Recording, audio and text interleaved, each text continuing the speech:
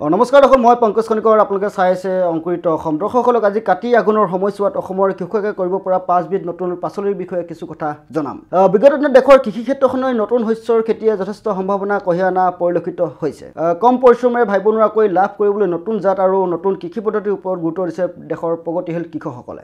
এই ক্ষেত্ৰত কিন্তু অসমৰ কৃষকসকল বৰ বেছি আগবঢ়া নাই। সম্প্ৰতি দুই এজন কৃষকে অৱশ্যে ব্ৰকলি, কলা জিকা, ৰং বিৰঙৰ কবি, বাটানাট স্কোৱাছ, কুমকুম ভেন্দি, জুকিনি আদিৰ লগতে নতুন প্ৰজাতি আৰু খৰাং বান সহনীল ধান উদ্যান শস্যৰ খেতি আৰম্ভ কৰিছে আৰু সফলতা লাভ কৰিছে তেওঁলোকে। গতিকে আহি থকা দিনত নতুন ৰবি শস্যৰ খেতিৰে লাভ উঠাব পৰাকৈ কিছু নতুন শস্যৰ লগত আজি আমাৰ কৃষকসকলক পৰিচয় কৰাই দিম। প্ৰথমে আমি জনাব বিচাৰিছোঁ জুকিনি খেতিৰ বিষয়ে। অসমৰ বহু কৃষকে হয়তো জুকিনি দেখা নাই, হয়তো দুই এজন কৃষকে কৰিব পাৰে, কিন্তু অধিকাংশ কৃষকে জুকিনি নামৰ পাচলিবিধৰ বিষয়ে নাজানে। প্ৰথম কথা হ'ল জুকিনি এবিধ বিদেশী পাচলি। সম্প্ৰতি ভাৰতৰ প্ৰগতিশীল কৃষকসকলে এই খেতি কৰিবলৈ আৰম্ভ কৰিছে।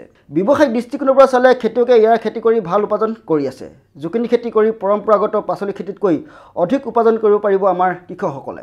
বিজ্ঞানসন্মতভাৱে কৰিলে কৃষকে এই শস্যৰ পৰা সঁচাকৈ ভাল উপাৰ্জন কৰিব পাৰে। অসমৰ কৃষকসকলে কাতি আঘোণ মাহৰ পৰা এই শস্যৰ খেতি কৰিব পাৰিব। এবাৰ আমাৰ দৰ্শকসকলক জনাব বিচাৰিছোঁ অন্য এবিধ নতুন পাচলিৰ বিষয়ে, কলা বিলাহী।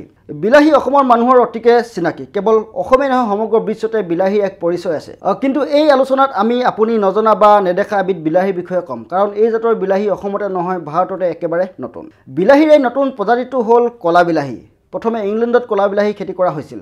কলা বিলাহীৰ খেতি আমাৰ কৃষকসকলে অক্টোবৰ নৱেম্বৰৰ পৰা আৰম্ভ কৰিব পাৰে। আমাৰ সাধাৰণ বিলাহী খেতি কৰাৰ দৰেই কলা বিলাহীৰো খেতি কৰা হয়, কিন্তু সাধাৰণ ৰঙা বিলাহীতকৈ কলা বিলাহীৰ ঔষধি গুণ বেছি। ইয়াক বহু দিনলৈ সতেজ কৰি ৰাখিব পাৰি। ইয়াৰ দাম বজাৰত সাধাৰণ বিলাহীতকৈ বহু বেছি।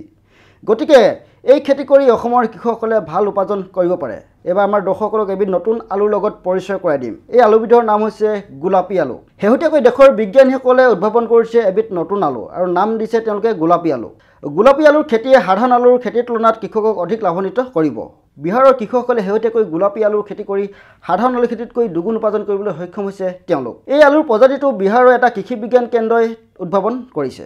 এই বিজ্ঞানীসকলৰ মতে গোলাপী আলু সাধাৰণ আলুতকৈ অধিক পুষ্টিকৰ আৰু এই গোলাপী আলুৰ চেল্ফ লাইফো বেছি, যাৰ বাবে গোলাপী আলু সহজে কেইবামাহো ৰাখিব পাৰি। সাধাৰণতে আলু পচি যোৱাৰ সমস্যা গ্ৰীষ্মমণ্ডলত বেছিকৈ আহে যদিও এই প্ৰজাতিৰ আলুত এই সমস্যা নহয়। গতিকে কেইবামাহো সহজে সংৰক্ষণ কৰিব পাৰিব আমাৰ কৃষকসকলে। সাধাৰণ ভেন্দিৰ কথা আমাৰ কৃষকসকলে জানে, কিন্তু ৰঙা ভেন্দিৰ বিষয়ে আজিও আমাৰ কৃষকসকলে অজ্ঞ।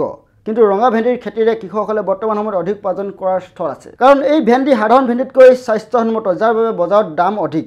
কিন্তু এই খেতি কৰিবলৈ বিনিয়োগ আৰু শাৰীৰিক পৰিশ্ৰমৰ পৰিমাণ সাধাৰণ ভেন্দিৰ খেতিৰ দৰেই। শেহতীয়াকৈ গ্ৰীষ্মকালত চৰাইদেউ জিলাৰ প্ৰগতিশীল কৃষক প্ৰণৱ গগৈয়ে এই কুমকুম ভেন্দিৰ খেতি কৰিছিল আৰু এই ভেন্দি বছৰত দুবাৰকৈ কৰিব পাৰে আমাৰ কৃষকসকলে।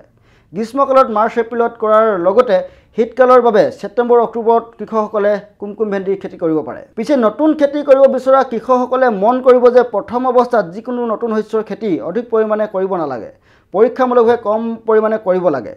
নতুন খেতি এটাৰ বিষয়ে কৃষকসকলে বেছি কথা নাজানে, লগতে নতুন পাচলিৰ বজাৰখনৰ পৰিসৰো সাধাৰণতে খুব কম হয়। প্ৰথমবাৰ যদি সকলো ফালৰ পৰা ভাল হয় বা সফল হয়, পৰৱৰ্তী সময়ত অধিক পৰিমাণে কৰিব লাগে এই নতুন পাচলিসমূহ।